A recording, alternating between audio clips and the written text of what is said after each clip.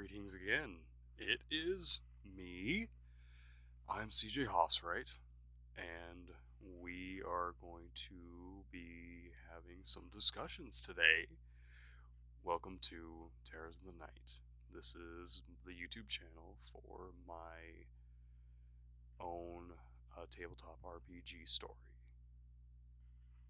making game. So, the first 3 videos are done, and I'm very proud of them. They're not bad. But that was 2 weeks ago. So I have a new little batch of videos I'm trying to get done today. Another 3. So this is going to be 4 and 5 bunched together. Because the next video we're going to have something to talk about. Something that has changed mildly. Extremely mildly. But we'll get to that when we need to get to that. So I wanted to clarify some things from the first 3 videos. So this is a bit of a new introduction. You can consider this a new introduction for Terrors in the Night and for myself, CJ Hoffswright. I want to first explain, I've got, again, my little script in front of me. I want to first clarify what I'm wearing here is not a costume. This is what I wear. You can see in the other videos how it can come off as I'm playing a bit with the way I dress, but I can assure you I wear funny hats because I like funny hats. Overalls, I'm very much old working class. I spent 10 years as a delivery driver, drove all over highways many a time, lost in many a snow, out in the middle of many a nowhere. So I dress the way I dress because it is who I am. So it's not a costume by any means to any degree.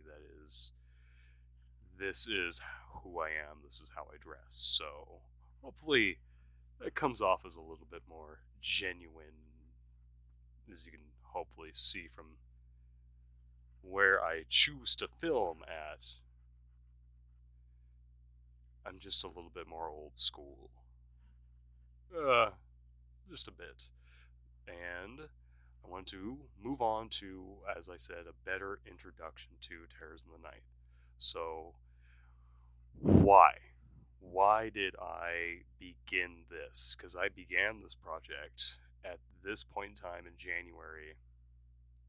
I began this project last year in March when I got a new job where a great deal of my afternoon and a great deal of my time is spent away from home. Like, I'm away from home for many a day at a time, and I spend many an afternoon just doing many a laundry.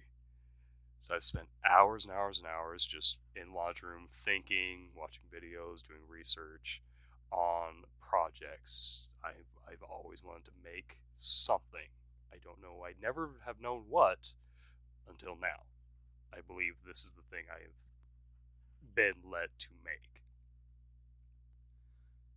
So what I was looking for was a game along the lines of Dungeons and Dragons, but something I could take into the woods and play in a worst case scenario. I'm a bit of a survivalist. I apologize. I was raised in a family where, we had a massive food storage. We had emergency backpacks. I was just raised in that kind of family. It was something that's always been on our minds. So, I'm perfectly fine traveling out to the woods and living the cabin life. Trust me, that's the dream. But let's say worst goes to worst, you are out there by yourself for many a time. You're going to want to play games, you're going to want to do something, so what's something you're going to have with you? Playing cards. If you're lucky, dice. If you're even luckier, poker chips. That's something you should have in an emergency backpack and a go bag is entertainment. Because as much as people are obsessed over, the guns and the cooking those squirrels, the getting real freaky out there, the first thing that's going to go is your mind. You're going to go crazy first before, in most cases, before anything else gets to you. And the only way to keep yourself sane is to entertain your mind, play games, keep yourself engaged. So I wanted something like Dungeons and Dragons that you could take out in the woods and play by yourself. And that's where this all began. That's where it all started. So what I did was I combined my love of classic ghost stories, traditional ghost stories, the haunted object or the haunted location. I love classic traditional ghost stories. And I want to ramp it up a little bit, so adding in the RPG elements, because to me, a role-playing game should be a story-driven role-playing game, because that's just in the name. I'm just saying. So one of the goals I had with Terrors in the Night was to use objects that would be found in an emergency backpack. So first playing cards, then dice, then poker chips. So then when I took those cards, just a regular deck of playing cards, I'll show you my very nice deck of cards here in a moment. I wanted to take those cards and figure out what they were missing. Because when I looked into it, I at first thought, oh, I'm late to the game. There's going to be thousands upon millions of role-playing games based on 52 standard deck playing cards. But as I researched it, I found none. I found maybe one, and it was like a 10-year-old video, and it was still a game. It wasn't a role. It was still a game. It wasn't. So my issue with playing cards is that they seem to be stuck in this realm of playing cards. The blackjacks, the pokers, the go fishes. I don't see playing cards being utilized in a close to RPG way. Oh, editing me, you're going to have to edit this out. I gotta go turn the heater off. Got it?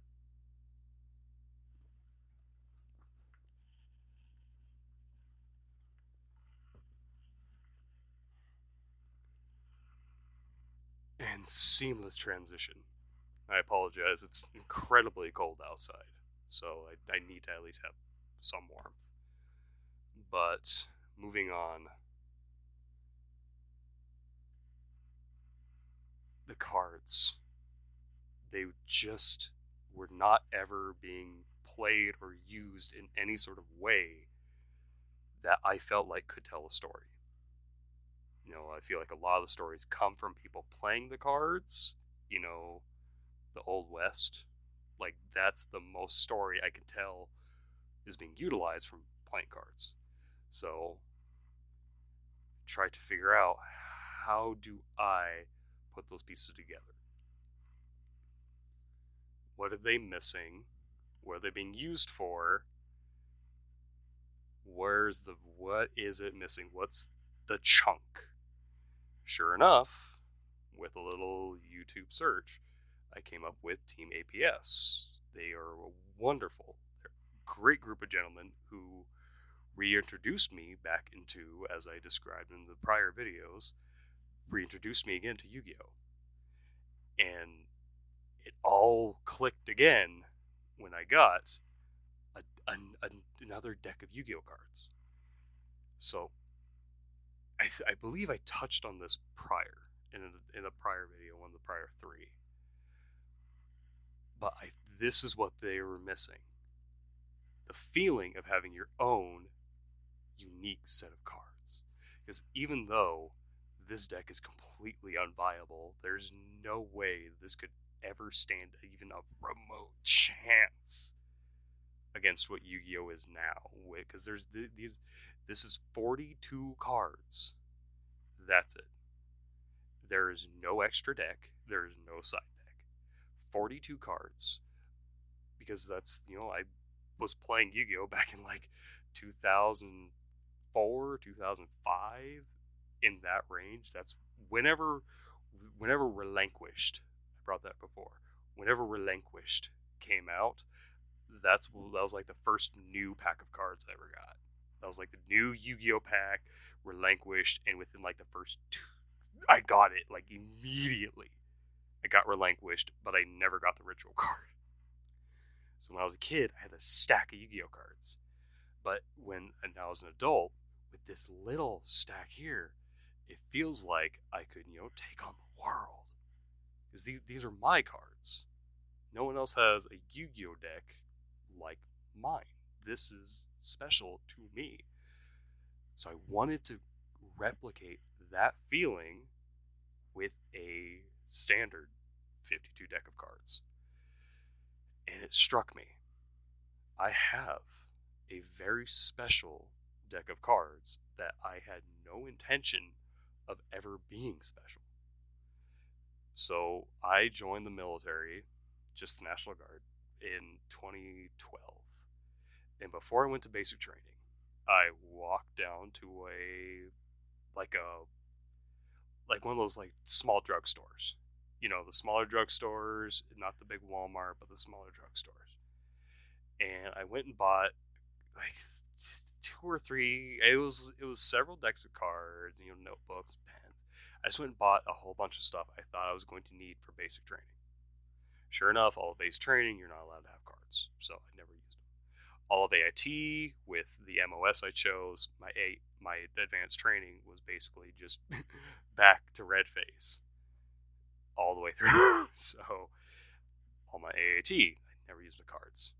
So then I got to my unit, and when you're in the guard, there's these points of time where you're gone for a while, 2 weeks at a time, and a whole bunch of my unit, they played this game called Spades. They love playing Spades.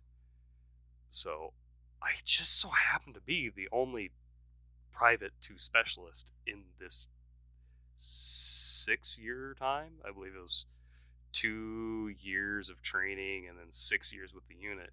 In this 6-year span of time, I was the only person who had this, who often had this deck of cards in my backpack. Because when I was at basic training, I bought this really, really nice backpack.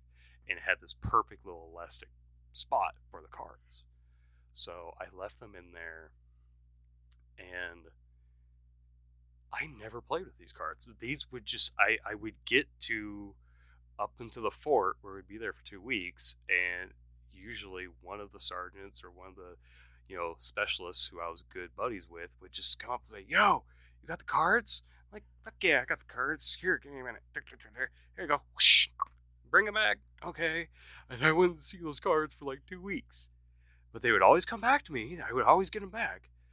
And years down the line, I'm working on this game. I'm using the playing cards.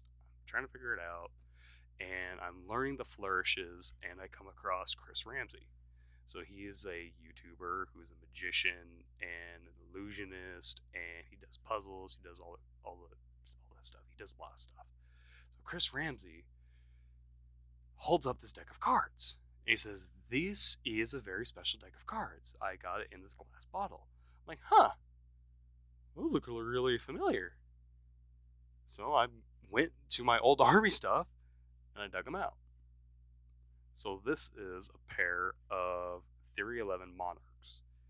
And the Theory 11 Monarchs, from what I know, were eventually used in a movie, Now You See Me. So this is, as far as I can tell, I think the Monarchs were released in like 2010 to 2011. So a year after these were released, this is that deck of cards. And they are in still beautiful, stunning condition. Because like I said, I would hand these out to my buddies, but I would always get them back.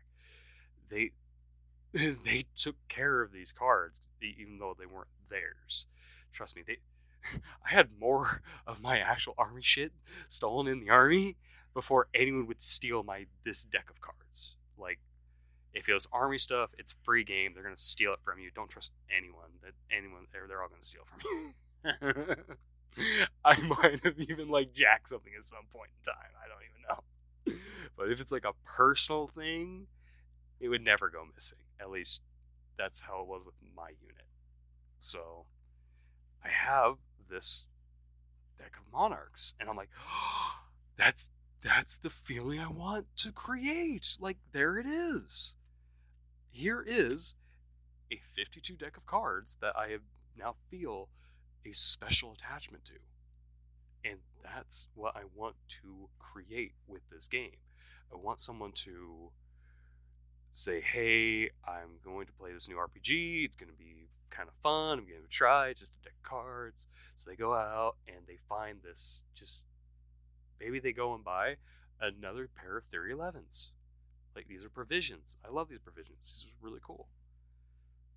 They go and buy that deck of cards and they play the game, and I would want them to have the feeling of, these cards are now mine. These cards have told a story. I've gone on adventures with these cards. That's what I want to capture with this game. So that's all the backstory. That's how this came into fruition.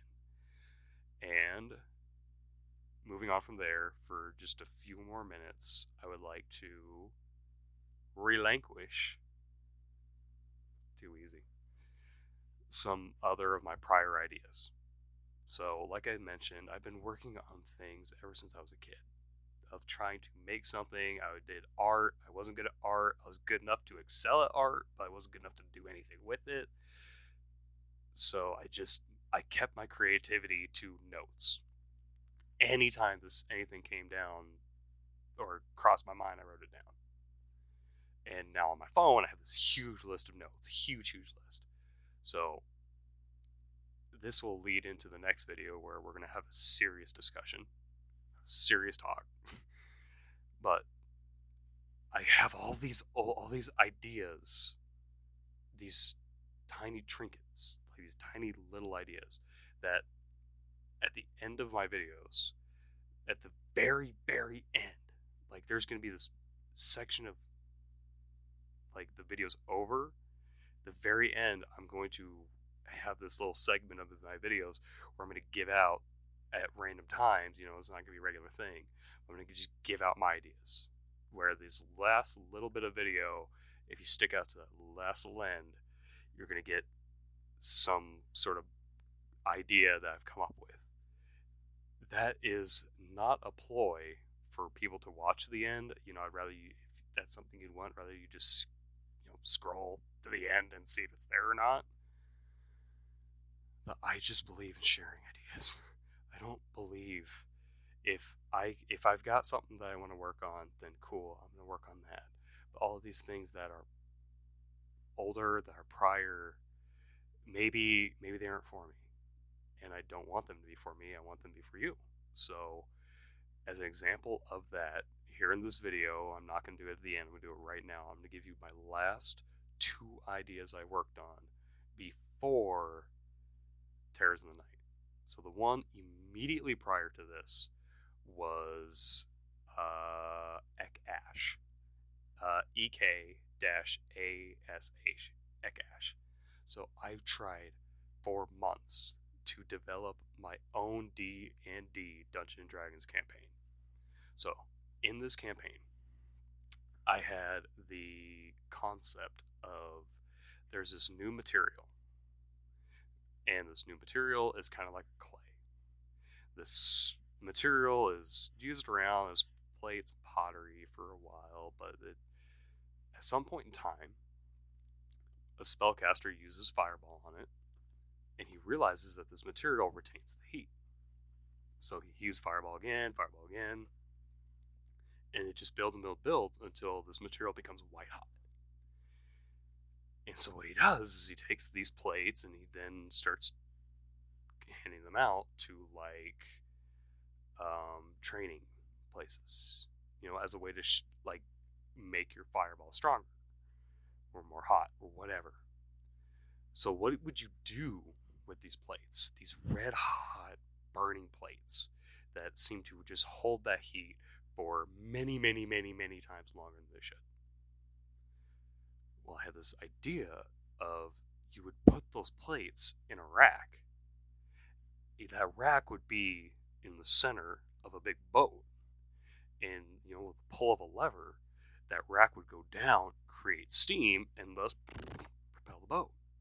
So I kind of had this whole concept of Dungeons and Dragons where this whole new mode of transportation is developed, and it's like you can go create like motorboats, super fast but logical to the world of Dungeons and Dragons motorboats. So, if someone can get that idea out to the dungeon dudes, they're free to take that and do that with whatever they wish, or, whoever, if you know anyone who's a big fan of Dungeons and Dragons, give them that concept and see what they want to do with it, because I think that's a really good idea. It's a really good idea, but Dungeons and Dragons, you do your thing. Let me do my thing over here with the cards. Hey! And then, immediately before that, this is actually one I was really proud of. So, I am very much an English major kind of person. I love writing. I love doing all the little stuff and picking apart stories. So, I came up with a game called Throw Stories. So, with Throw Stories, what I have made is a super list of genres and subgenres. So just going to give you, that's the subgenre. I'm going to give you an example just how many are on there. So with Throw Stories, I have several different, the major genres: fiction, action, adventure. Oh no! Sorry, that was unprofessional. Crime and mystery, fantasy, horror, romance, sci-fi, and more sci-fi. So within these genres, there's a numbered list: 1 to 15, 1 to 8, 1 to 4, 1 to 12, 1 to 5. So let's say I take the 20-sided die and I go to fiction, and I roll a 12. So 12 is, holy crap, no wonder people, I'm not going to do that. I'm not going to do that. It's like the camera's over here. That's going to be pretty bag-ass words. I'm not going to do that. I'm not going to put stuff up to the camera anymore. It's not necessary. So 12 is a thriller. So a thriller has a little check mark next to it. With that little check mark, I go to the subgenre section, and there is comedy, coming of age, folklore. Within there's subgenres within the subgenre. So with there is insane. So we'll take this one here. For a thriller, there's also a conspiracy, financial, and political. So that's 3 options: a a conspiracy thriller, a financial thriller, and a political thriller.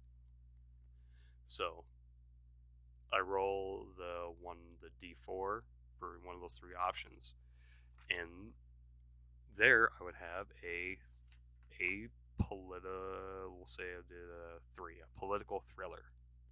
So there you have a genre and you have your subgenre, and then you take the D100, the two other little diamond-y ones, and you roll both of those for a potential out of 100 of the themes. So let's say I rolled a 27.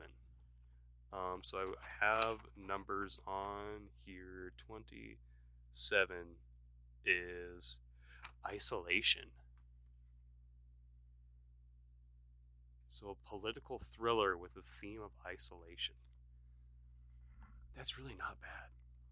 That's really not bad. So that's Throw Stories. So if you want to do a throw story, you go first find the major genre, and you write down all the ones you can find in fiction, action, adventure, horror, sci-fi. That's a major genre. And then you go into the subgenres. For example, in fiction, there's comedy, coming of age, and folklore. And within folklore, there's 8 options of a subgenre alone: animal tale, a fable, ghost lore, a legend, a myth, a parable, a personal narrative, and an urban legend. So if you can take this game with these dice and just break it down and roll yourself a fun story. Right. A little bit of a lean there, but it's okay. We're back and we're about to move on. So I'll catch you all later. I'm moving immediately into the next one, so I might make a supercut of episode 4 and 5, but we're moving right over. See you later. If you want to stay. Editing me. Take care of what we need to take care of in the middle, all right? Well done. Have a good night, and see you later. Unless you're still here. All right. If you're still here, we're going to talk. We're going to talk. Like, we're going to have a serious talk. Oh, boy. So something has changed, and we're going to talk about monetization. Yep. Nothing's changed with the game. The game is still going to be free to play. But over the past couple weeks, I have been contemplating about the longevity.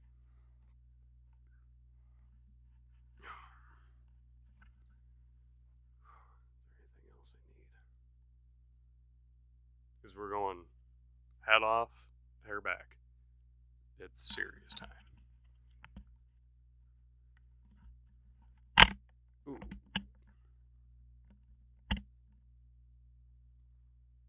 You know, I'm going to leave that kind of out over here. That way it's not right in front of my face. Alright. So, we're going to be getting into the other video here, but I promise it's not bad. There's nothing bad. There's just a whole lot I want to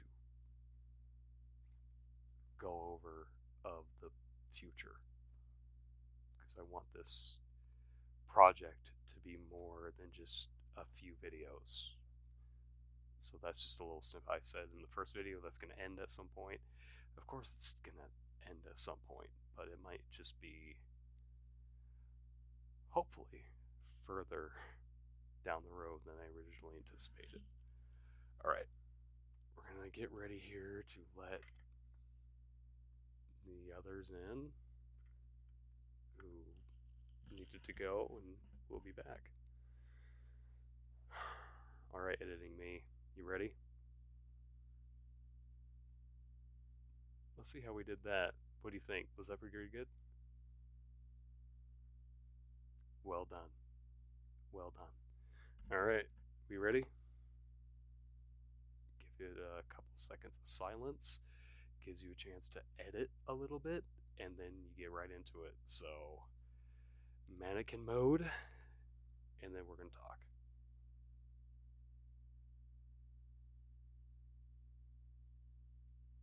And greetings again. Hello, CJ Haas, right? And we are moving on to video 5 of Terrors in the Night, and this will be a bit of a serious discussion. We are having a bit of a change from video 1.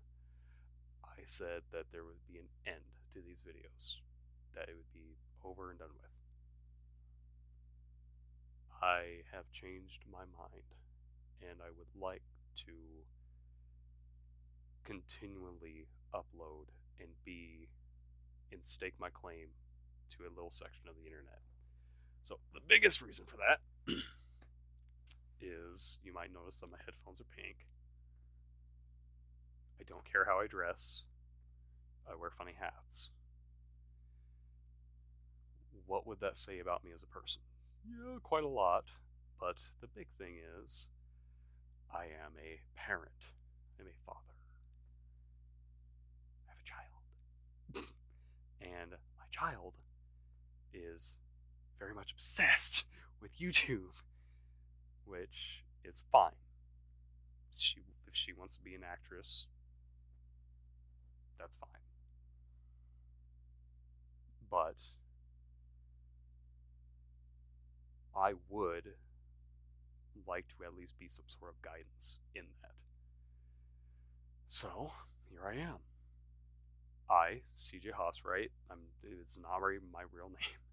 My real name is Caleb, but my moniker is CJ Hosswright. It is derivative, I believe that's a word, from traditional authors and storytellers. For example, M.R. James, E.G. Marshall from CBS Radio Mystery Theater, C.J. Hosswright. That's my moniker. That's what I would like to be my identity here on the internet.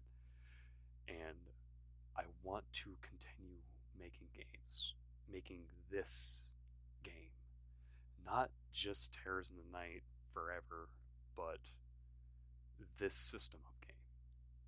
I want to stake my claim in making RPGs for playing cards. I want to develop this. I want it to be good. And for that, I want it to be long-standing.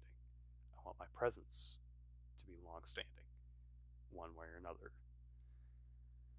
So I've given it about 2 weeks, which I've shown my child, there are other 3 videos, which got her really excited. She was like, "You're on YouTube." I'm like, "Not really, not yet. These are just trial videos." And just seeing that spark of excitement, it made me realize, okay, I am uploading to you. The first 3 videos are very much me not realizing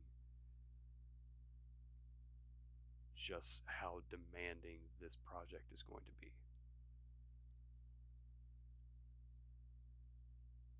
But that's okay, because I'm ready. I've worked hard to make this what it is. And I want people to experience it. I want them to play it and have fun. So the game will still, ever and always, be free. This game will always be print and play. It will always be free. That's the point. There will never be a Kickstarter. There will never be an Indiegogo. No, there will be none of those. The only monetization option besides AdSense, which the only reason I want to activate AdSense is because I know Google is going to put their own stupid ads on my videos, regardless if they're being monetized or not. So if I can take a little bit from Google, I'm take a little bit from Google. Sorry, I've made these videos, not you. So AdSense and a single tier Patreon. I at first didn't think Patreon would be a good option. I don't know of any other option. So I opted to be single tier, $1. It's not up yet. This YouTube channel isn't even up yet. The 3 videos I have are on the sock account, which is very good because holy crap, they're really bad. So we were redoing all 3 videos, and then moving on to these 3. But moving on, single tier Patreon, that will be it. And I need to figure out how to make that Patreon focus not on the game, not on Terrors in the Night, but on myself, on me. Because if I'm going to develop this and work on it more, then I should be the center. Right? That makes the most sense, right? Make me the center of attention. That seems like a great idea. But that would be the general point. I don't want any part of this game to ever be behind any sort of paywall. None. The only thing that you would have to pay for this game is if I work on this single game for the plan, which is I'll get to the plan for a long period of time, and I'm able to have enough for a full book. If I can release a full RPG book that's like just this tiny little book with just, then that would be it, because that would be, something you could put in your backpack. That I would have worked my way up to a goal that is advancing my idea rather than impeding it. That is the plan, at least. But how long should I be working on this? The goal is 6 years. So the way I'm going to work with my idea with this sort of game system is 2 years in the beginning phase, the first adventure, the first big campaign. The next 2 years are going to be the big campaign. And then the last 2 years is going to scale it way down. So, for the example with Terrors in the Night, to kind of what I'm trying to do here is be as successful on YouTube as I can. And the only real way to be successful on YouTube is one of two ways. You are either the authority on a topic, or you create something for others. You are a creator, which that's what I'm working on. I'm working on being a creator. So I'm trying to, since I'm not the authority, I'm just some guy. I want to explain all my steps, explain every little detail as best I can. Like I said, I'm trying to give away other ideas so I can keep this one. It's just a little thing. That's just a little concept I'm trying out. That's why it's in the early stages, not way later on. But I think with the Patreon, maybe like the only thing I can think of putting behind a paywall is like a better, nicer version of the game. Like like not like that, but more like the free to play version looks exactly like print to play. It's just black and white. There's no pictures, there's no details. While the Patreon would be like an official rule book with pictures and details and color. I don't know, because in that case you have to. In that case, you have to have the money to have the ink, or there's like internet printers now where you can just go online and print stuff from the internet. So I don't even know. I don't know. I know it's only gonna be one tier. There's not gonna be a 3-tier option. It's only gonna be $1. The biggest thing with the Patreon is the only real way I could justify it would be having it as that $1 for a gauge. And that gauge is like a scale. Once a scale hits a certain point, I know I have enough income from others who like this game, who are ready to see more of this game. And if they're ready to see more of this game, I have a whole nother idea. So we're going to move on to this. I can't take sponsorships. If I'm trying to develop my own thing, I can't be working with other people on their things unless their things directly relate to my thing. You know, kind of how like the Dungeon Judes have, I believe it's Drakenheim, how they have their own RPG that they've worked with, I think directly with Wizards of the Coast, or they work directly with someone to create an official adventure. Like, if unless the sponsorship is like that, I'm not gonna take. I can't. It wouldn't be fair. So I thought of. I was watching YouTube, and one of my favorite things to watch is this Gab Smulders, and she does long playthroughs of hidden object games, which I love. I love hidden object games. Like that's one thing. Like I have a bunch of. That's one thing I'm saying. I have a bunch of different ideas, and hidden object games. I have a whole block of ideas of just different things for hidden objects. So like that's. I love watching these long videos where I'm able to just work and do my thing in the background. Something very simple is happening, so I don't have to pay attention to it. But with her videos, at least in these older videos, there's this huge section of the screen that's just black. I'm like, huh. that's a really good spot for some advertisement. So my idea would be once I hit a certain point of Patreon support, or there's going to be a contact here. If you want to be one of these people, just let me know. Is taking the Terrors in the Night logo, whatever I create, and just plucking that onto your stream in the corner or in the VODs, and you explain, hey, this is because if you're going to help be a streamer for Terrors in the Night, the way you're going to do it would be like this. You would take an hour or however much time you would need as a streamer. I don't know. I don't watch Twitch. I'm just on YouTube. I'm sorry. But however long you'd be as a streamer, I'd like an hour. You would do something. And with that thing, there's my little logo. Say, hey, my friend, because if you're a streamer, you're going to be my friend. Like, we're going to be friends. We need to work together as appropriately and as professionally as possible. So we will be friendly. You can say I'm your friend, and hopefully I can say you're my friend. Say, hey, my friend is working on this project. It's this. I'm just taking some time off. I'm chilling out and doing this for my friend. So here's the logo. I imagine for like a couple weeks, if you do that, eventually the chat would, the regulars would be in there. So once you're doing this with the logo in the corner, someone asks, hey, what's up with that little corner? And you've got the dedicated fans who are like, oh yeah, it's this little game. I went and checked it out. It's not for me, but it might be for you.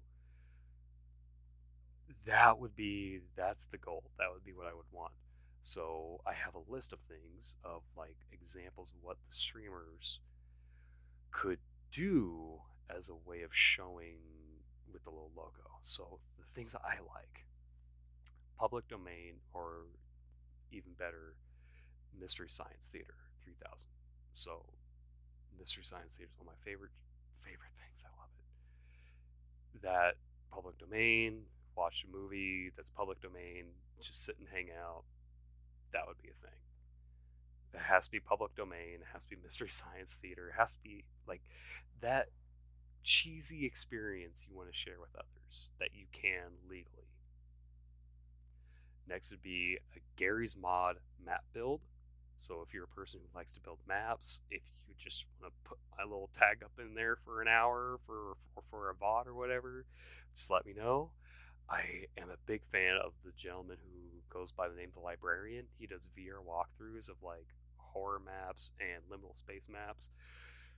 I would be more than happy to have like some of that Patreon money go to you like once a month. If you make like one of these videos once a month, I'd pay you a chunk of the Patreon support money to do that. That'd just be cool, man. That's the kind of stuff I want to support. Any sort of artist. So later on, I'm going to actually go through making characters, and I'm going to start doing my own playthrough of a whole campaign with 4 unique characters. And if a story strikes you, if you're an artist and a story or a moment strikes you, please, you are welcome. Go draw it. Let me know. What do we think? Let me know what you think. Like that would be that's the dream, man. That's the dream, man. Inspire others and create something new, man. That's what I'm after. And then moving on from there would be Frostpunk, which I love the ideals of the struggle of life. You know, how difficult it was to actually exist back then. So Frostpunk is really, really good for just my personal aesthetic. Anything ghost related, whatever, that's fine. Any sort of artistic loop creations, if you're one of those artists who does, the loops, you know what I mean. The videos that always go and go and go and go. If you create those, I would love to sponsor those. Just let me know. And I would love to sponsor those. That would be an amazing thing. I would love that. And then lastly would be World of Guns Disassembly, which is a game on Steam. And it's a unique choice because, like I said, I was in the military and I don't like guns. I hate guns. Guns to me are nothing but dirty, disgusting, nasty tools. They get so gunky, so nasty, so fast. I think people have this massive obsession with guns that they don't realize are they're so finite in their usage, and like it, a tiny little spring can break on your receiver and you're done. That's it. So the reason I would want to sponsor World of Guns Disassembly is because that game is a puzzle game, and it's like a mechanical puzzle game. That would be absolutely something I would want to support. And it's something I do all the time. It's a game I play very often because, the taking apart and putting together, that's, guns have a very intricate way of the way they go together. They're not as big as cars, so you can get you can wrap your brain around like a couple hundred pieces and how they go together. With cars, it's a couple thousand pieces, so it's like it it would be something I would personally want to support via the actual mechanical aspect, a reminder that these things are tools. They are not worshipable items. They're intricate puzzles that must go together a very specific way to even work. So that's the last one, and that's like in a descending list. Like that would just be in that thing. If it, with World of Guns Assembly, you can go to like an option where you load, and the screen, the game will just play itself from one model to the next model to the next model. It'll all explode and come back together. So if you just want like 30 minutes of just sitting there watching something pretty spin around and like it, there you go. There's the game. You want to just sit there with your audience for 30 minutes and have something on the screen? Slap my logo on there and just say, "Hey, my buddy's gonna pay me a little bit for doing this." So that would be my concept for revenue. That would be it.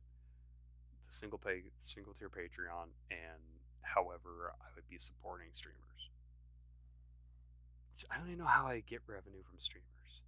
I don't even think I get revenue from streamers. No, that would be me paying them. Yeah, no, that would be Patreon first and then paying streamers in that order. Like, hey, but that's just worry about that later. That's in the future. So, lastly, again, I want to reiterate that I'm going to stick with this game for at least 6 years. 2 years for this first setting, 2 years for the next. Which I'll just tell you now, the next 2 years is going to be globe-trotting adventure, hunting cryptids. So we're going to figure out how to incorporate guns, how we're going to incorporate boat travel and air travel in order to go hunt ghosts in other countries, like far-reaching other countries, and also hunt cryptids. And then for the very last adventure, we're going to scale it way down and just focus on a single county rather than, because right now we're focusing on London, England. We're in a city, but trust me, we're going to go over to Ireland and the Netherlands, and we're going to go within the region. We're going to go around. It's not that Europe is it's a big place, but it's pretty small. So we're going to travel around there, but then we're going to go big, and we're going to scale it way down.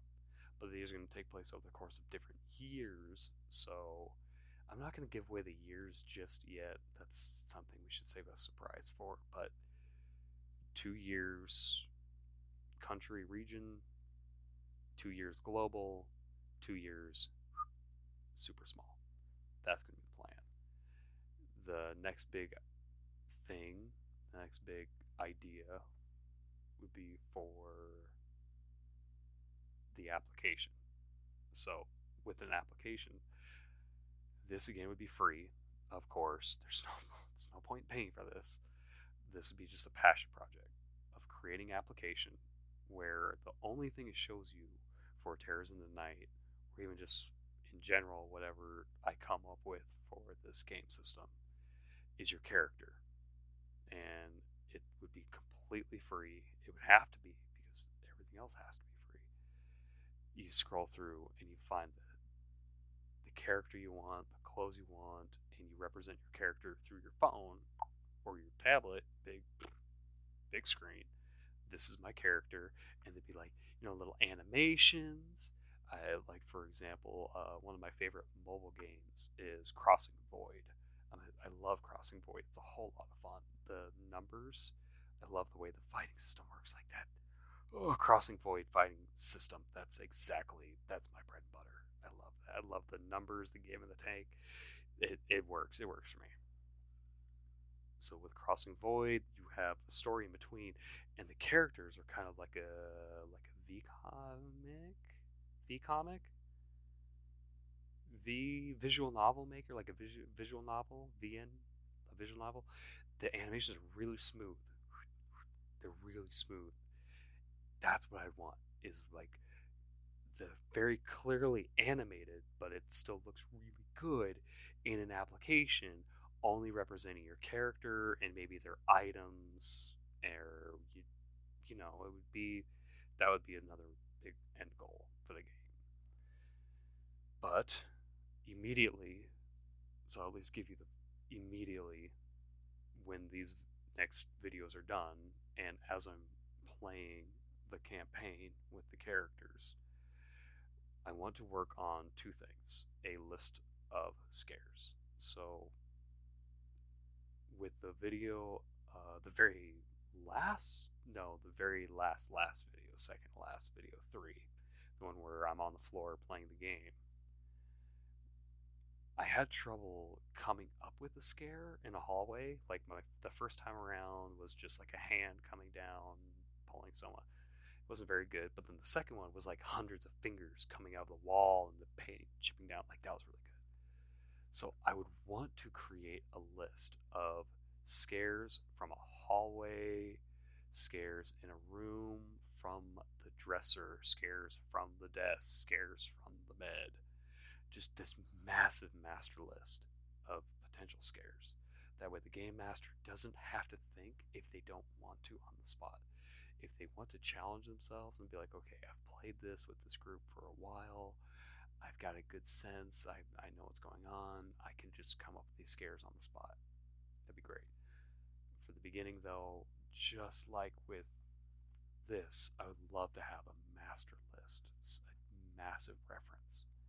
And then moving on from there, once the first campaign is all the way done, moving on to campaign two, I want to develop for during the day or during the night the random encounter roll sheet. So I just caught the video today. I think it's WASD 20. I will figure out. I have it saved, so I'll figure out how to get.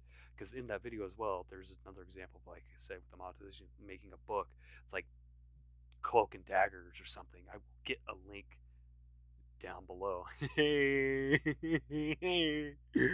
Oh, first ever link down below, man. That's cool, man. Thanks for being here for that. But there will be a link down below for that video because that's like that would be a reference to what in 6 years in the future, if you're ever going to pay for something, it'd be for the full complete collection, and it would look like that book, kind of, except just the very beginning of it's all the rules, and then all the end is all the stories. So it'd be like that.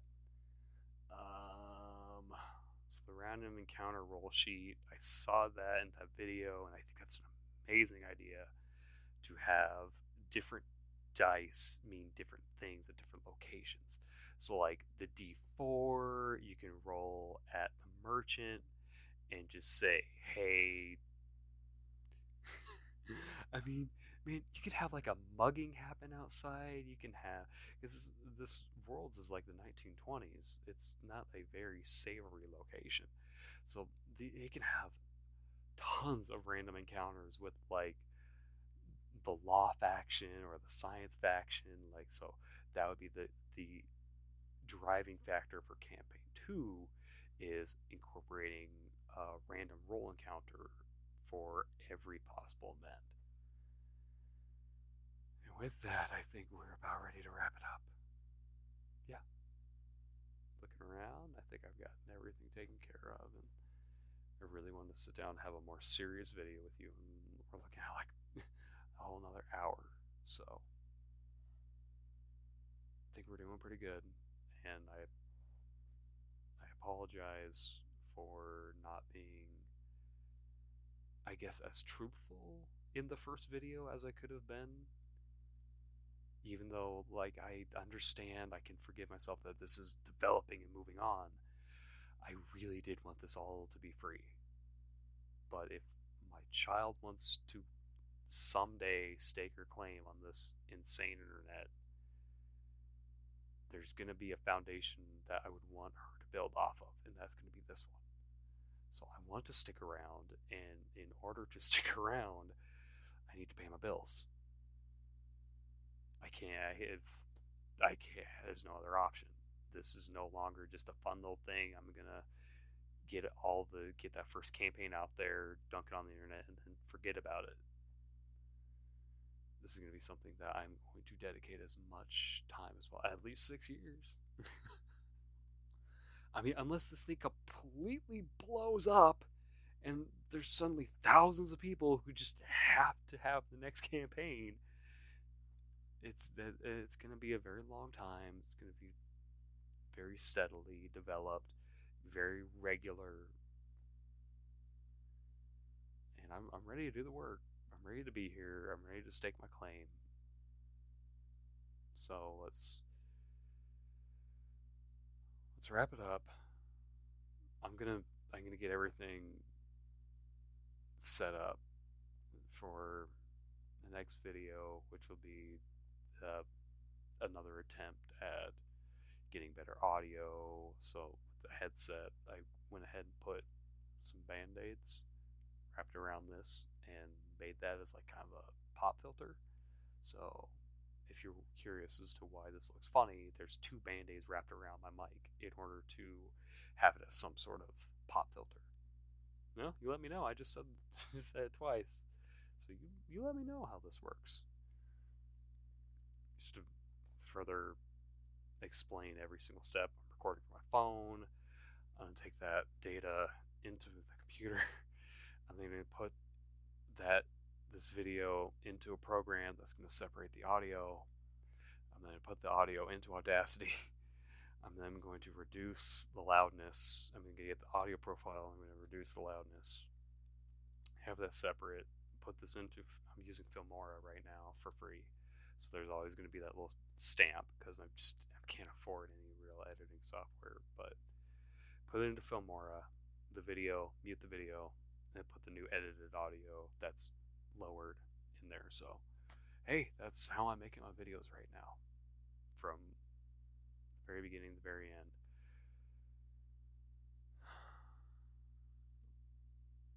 I think we're good. Because next up is the aesthetic. The next up, I'm going to try my best to show you what this world looks like. The best possible visual representation, so there can be a screen share through OBS and all of that. That'll be happening in the next video. So,